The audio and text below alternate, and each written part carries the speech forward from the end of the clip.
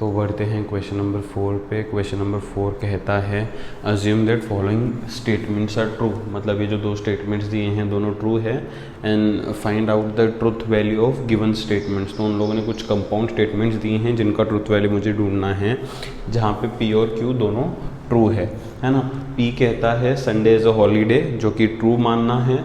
Q है Ram does not study on holiday, ये भी ट्रू है। ये दोनों स्टेटमेंट्स ट्रू कंसिडर करके इन कंपाउंड स्टेटमेंट्स का यहाँ पे हमें ट्रुथ वैल्यू निकालना है।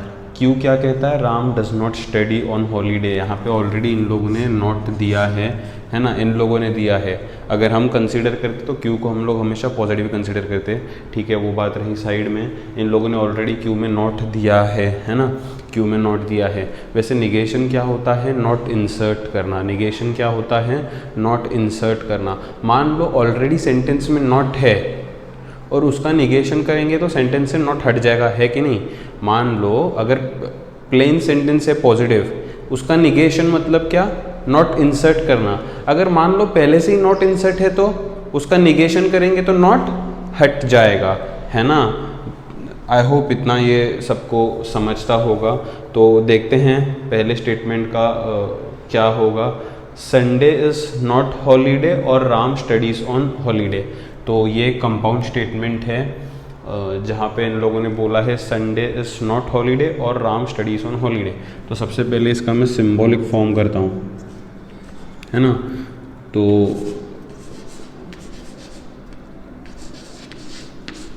सिंबॉलिक फॉर्म जो इसका होगा, इसमें पी क्यू लिखने की ज़रूरत नहीं है क्योंकि ऑलरेडी पी और क्यू उन लोगों ने डिस्क्राइब करके दिया है। सिंबॉलिक फॉर्म पहला कहता है संडे इज़ नॉट हॉलीडे, लेकिन पी क्या है, संडे इज़ हॉलीडे है ना। पी उन लोगों ने पॉजिटिव दिया है लेकिन अभी वाले स्टेटमेंट में वो नेगेटिव है, तो नेगेटिव है इसलिए मैं निगेशन पी लिख दूँ यहाँ पे, है ना। बीच में और है, और माने डिसजंक्शन, और माने डिसजंक्शन। अगला स्टेटमेंट है राम स्टडीज ऑन हॉलीडे, है ना। अगला स्टेटमेंट है राम स्टडीज ऑन हॉलीडे, लेकिन यहाँ पे इन लोगों ने क्यू क्या दिया है, राम डज नॉट स्टडी दिया है। Ram does not study in लोगों ने क्यू दिया है, लेकिन यहाँ पे बोला है राम स्टडीज, है ना। अगर इस नेगेटिव स्टेटमेंट का मैं निगेशन करूंगा तो ही पॉजिटिव स्टेटमेंट आएगा। इस ऑलरेडी नेगेटिव सेंटेंस है ये, इसका अगर निगेशन करेंगे तो ही पॉजिटिव स्टेटमेंट आएगा। तो यहाँ पे पॉजिटिव स्टेटमेंट है तो मुझे लिखना पड़ेगा निगेशन क्यू।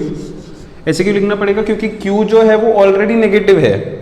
उस नेगेटिव स्टेटमेंट का निगेशन करेंगे तो नॉट हट जाएगा, तो ये स्टेटमेंट बन जाएगा राम स्टडीज ऑन हॉलीडे, है ना। यहाँ पे क्या है, Ram does not study on holiday, अगर उसका निगेशन करेंगे तो राम स्टडीज ऑन हॉलीडे आ जाएगा ना।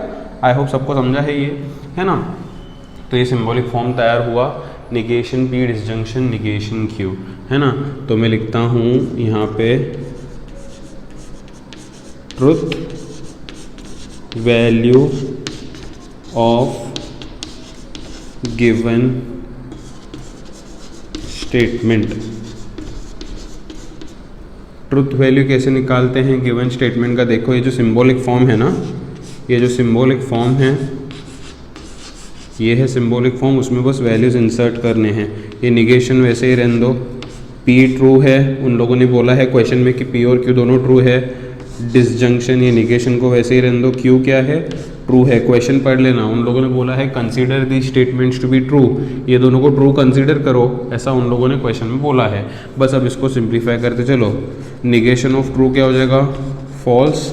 डिसजंक्शन निगेशन ऑफ ट्रू क्या हो जाएगा, फॉल्स। डिसजंक्शन में मैंने बोला है एक भी फॉल्स आता है तो फाइनल आउटपुट फॉल्स होगा, है ना। तो इस स्टेटमेंट का ट्रुथ वैल्यू इज फॉल्स। समझा सबको, आसान है, ठीक है।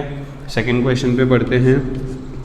सेकंड क्वेश्चन है if Sunday is not holiday then Ram studies on holiday, है ना। तो यहाँ पे इफ़ और देन की मदद से कनेक्ट किया गया है। इफ़ देन मतलब इम्प्लीकेशन, है ना। तो सबसे पहले मैं लिखता हूँ सिंबॉलिक फॉर्म। सिंबॉलिक फॉर्म जो है वो कहता है Sunday is not holiday. P क्या है, संडे इज़ हॉलीडे। यहाँ पे संडे इज़ नॉट हॉलीडे है, यहाँ पे नेगेटिव सेंटेंस है इसलिए निगेशन पी लिखना पड़ेगा। इफ़ देन से कनेक्टेड है इसलिए बीच में इम्प्लाइज आएगा राम स्टडीज़ ऑन हॉलीडे। यहाँ पे क्या है क्यू, इन लोगों ने जो दिया है राम डज नॉट स्टडी है, लेकिन यहाँ पे राम स्टडीज है ना। तो ये यहाँ पे क्वेश्चन में नॉट है, लेकिन यहाँ पे इन लोगों ने नॉट नहीं लगाया। नॉट हटाने के लिए हम लोगों को निगेशन क्यू लिखना पड़ेगा, क्योंकि क्यू में ऑलरेडी नॉट है ना। निगेशन क्यू करेंगे तभी नॉट हट जाएगा ना, यहाँ पे नॉट नहीं था तो निगेशन क्यू लिखूंगा तो नॉट जो क्वेश्चन में था वो हट जाएगा। इस तरीके से सिंबॉलिक फॉर्म बनाया, शांति से सोच समझ के करना है, एक एक चीज़ आसान है काफ़ी।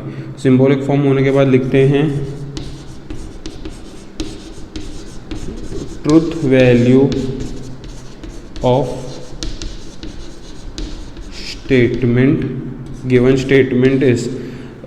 तो ट्रुथ वैल्यू कैसे लिखते हैं, पहले जो सिंबॉलिक फॉर्म है वो लिख दो। अब शुरू करो ट्रुथ वैल्यू लिखना ही। निगेशन पी है, निगेशन पी क्या है, ट्रू इम्प्लाइज निगेशन क्यू मतलब निगेशन ट्रू, पी और क्यू दोनों ट्रू ही है, तो निगेशन ट्रू होता है फॉल्स, इम्प्लाइज निगेशन ट्रू होता है फॉल्स। इम्प्लीकेशन में क्या होता है, सिंगल इम्प्लीकेशन में अगर ट्रू फॉल्स ऐसा कॉम्बिनेशन आया तो उस पर आंसर फॉल्स आता है, बाकी सब पे आंसर ट्रू आता है। तो वैसा कॉम्बिनेशन तो यहाँ पे है नहीं, इसलिए इसका आंसर ट्रू होगा, है ना। समझा सबको, डाउट है नहीं? तो बढ़ते हैं आगे।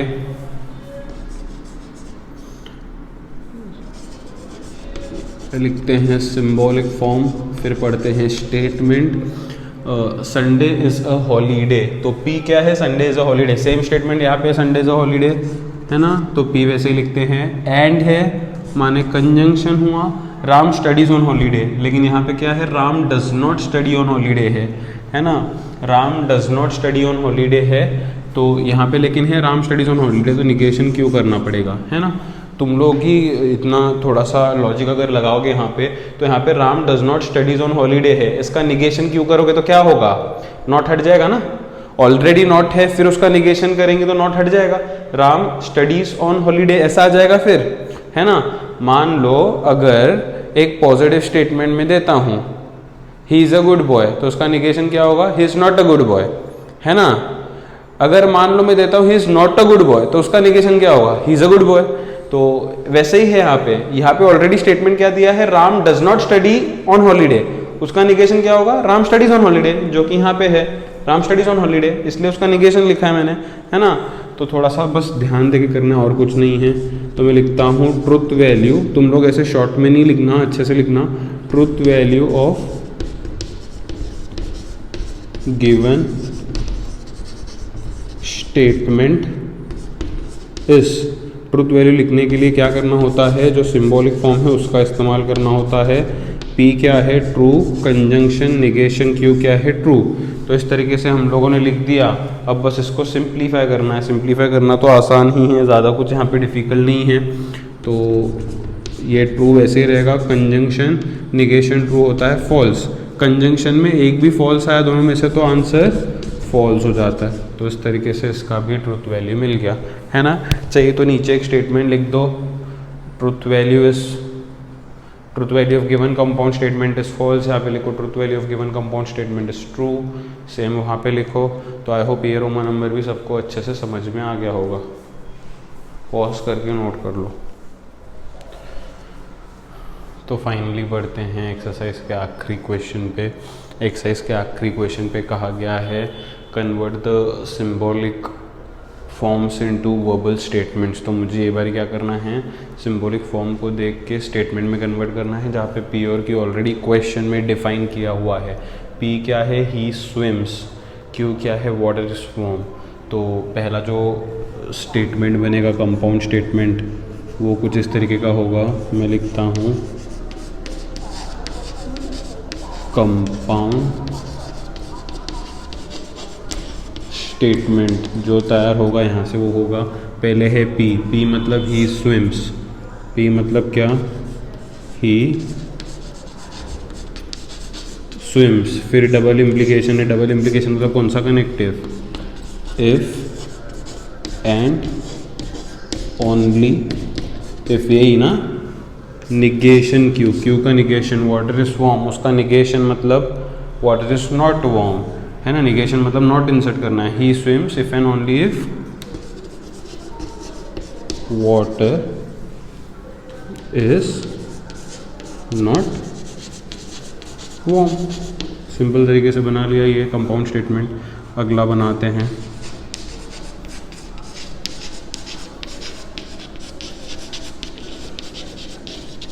कंपाउंड स्टेटमेंट है ना। अभी ब्रैकेट के बाहर ही निगेशन है। कभी भी ऐसा आता है कि ब्रैकेट के बाहर ही निगेशन है, मतलब निगेशन के प्रीफिक्स यूज़ करने हैं, है ना। निगेशन के दो प्रीफिक्स थे, it is false that, it is not the case that, है ना। तो या it is not true that था शायद, है ना। तो वो जो है वो इस्तेमाल यहाँ पे करने पड़ेंगे हम लोगों को, है कि नहीं। आई होप सबको याद है कौन से वाले ये हम लोग प्रीफिक्सेस डिस्कस किए थे पीछे, है ना। तो यहाँ पे बस ये निगेशन की वजह से एक प्रीफिक्स यूज़ कर लो। ये जो निगेशन है ना, उस निगेशन में एक प्रीफिक्स यूज़ कर लो। तो मैं लगाता हूँ इट इज़ नॉट ट्रू। ये निगेशन के जगह पे प्रीफिक्स लगा दिया, है ना। कभी भी ब्रैकेट के बाहर निगेशन आया तो प्रीफिक्स होता है। It is not true that, अब ये अंदर वाला लिखना शुरू करो। पी, पी मतलब ही स्विम्स, डिसजंक्शन मतलब और, क्यू मतलब वाटर इज वार्म। काफ़ी सिंपल है ना। तो याद रखो ब्रैकेट के बाद निगेशन आता है तो प्रीफिक्स इस्तेमाल कर देना। बढ़ते हैं थर्ड क्वेश्चन पे। कंपाउंड स्टेटमेंट जो थर्ड होगा वो क्या होगा देखते हैं। यहाँ पे पहले क्यू है, पहले क्यू है मतलब वाटर इज वार्म। पहले क्यू है मतलब अच्छा वाटर इज वार्म होगा, लेकिन यहाँ पे बीच में कनेक्टिव कौन सा यूज़ किया है, इम्प्लीकेशन। इम्प्लीकेशन मतलब इफ देन। तो मैं लिखता हूँ if water is warm then p है, पी मतलब देन ही स्विम्स। इस तरीके से हो जाएगा, है ना। फाइनली आखिरी क्वेश्चन पे बढ़ते हैं।